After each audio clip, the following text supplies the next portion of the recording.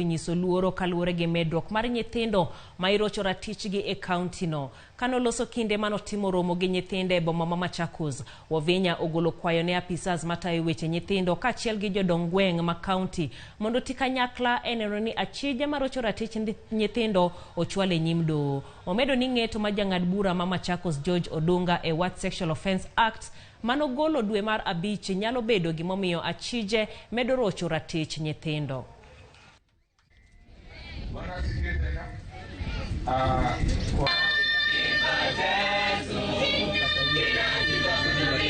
I am disturbed to learn that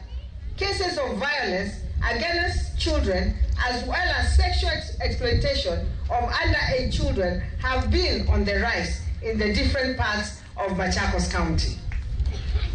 I appeal to the parents and the society in general to ensure children are secure and not left unattended to the masses of the sexual offenders.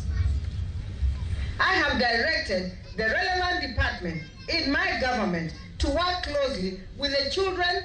offices in the sub-county levels as well as chiefs and village elders to deal with this menace of sexual exploitation of our children. My passionate appeal to the Attorney General and the Director of Public Prosecution